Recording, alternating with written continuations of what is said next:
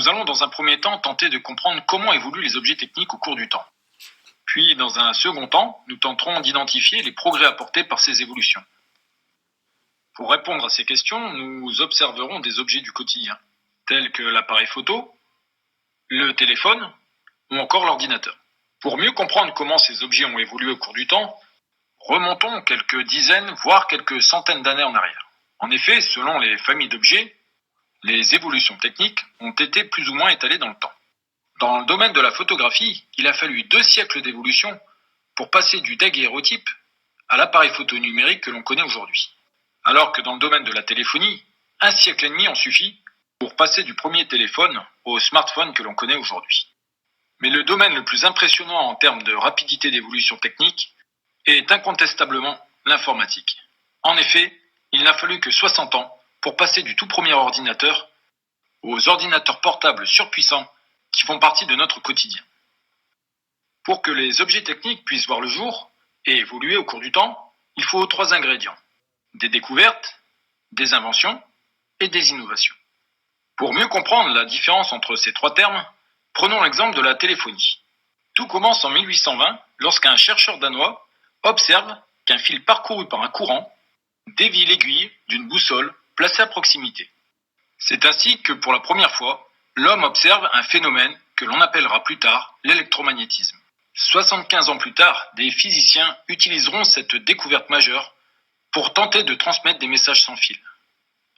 L'invention du premier télégraphe sans fil en 1895 est l'ancêtre de nos téléphones actuels. Depuis cette époque, les téléphones n'ont cessé d'évoluer. Passant du téléphone filaire au téléphone sans fil, puis au téléphone satellite, jusqu'à nos smartphones actuels, qui est le résultat d'innombrables innovations. Ces évolutions techniques peuvent avoir plusieurs origines. Pour mieux comprendre cette notion, revenons sur des familles d'objets que vous avez pu étudier tout au long de votre scolarité au collège en technologie. En 6e, nous avons vu que l'évolution de la bicyclette était intimement liée à l'utilisation de nouveaux matériaux au cours du temps. Passant tour à tour d'un cadre en bois au cadre en acier, puis en aluminium, pour arriver aujourd'hui à des cadres en carbone, les bicyclettes sont devenues de plus en plus solides et ont gagné en légèreté. Mais nous avons vu également que l'évolution des transports, et notamment de l'automobile, était également liée à l'utilisation de nouvelles énergies. En l'espace de 2 siècles, nous sommes passés d'une automobile à vapeur à l'automobile électrique, en passant par les véhicules à pétrole et au gaz. En 5e, vous avez pu constater à travers l'étude des ponts que les découvertes en termes de structure permettaient également une évolution des objets techniques. En effet, nous sommes loin des premiers ponts en arche de pierre des Romains quand on contemple l'un de nos joyaux architecturaux, qui est le viaduc de Millau.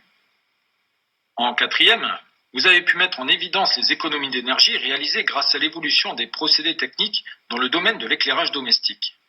Les lampes à LED d'aujourd'hui consomment 100 fois moins que les vieilles lampes à incandescence. Toujours en 4e, vous avez mis en avant l'évolution du design des objets techniques à travers l'étude des poêles à bois.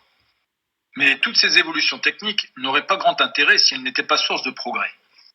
Certaines inventions nous permettent aujourd'hui d'aller plus vite, d'avoir des objets techniques plus robustes, c'est-à-dire plus solides, et de gagner également en confort. Quant aux innovations successives, elles permettent de gagner en taille, ou en autonomie, ou alors de multiplier les fonctionnalités. En effet, de nos jours, un téléphone portable ne sert pas seulement à téléphoner. Il permet de prendre des photos, surfer sur Internet, envoyer des SMS, ou encore gérer son agenda. Dans le domaine de l'automobile, l'utilisation de nouvelles énergies permet de minimiser notre impact sur l'environnement, de gagner en autonomie ou en vitesse. Et les systèmes de commande électriques, tels que les vitres électriques, les réglages des rétroviseurs électriques, etc., permettent de simplifier la vie de l'utilisateur et de gagner en confort. Cette leçon est maintenant terminée. Vous devez être capable de situer dans le temps les inventions en rapport avec les objets techniques étudiés tout au long de votre scolarité au collège. Vous devez également être capable de repérer le ou les progrès apportés par ces objets, ainsi que les évolutions dans les principes techniques de construction.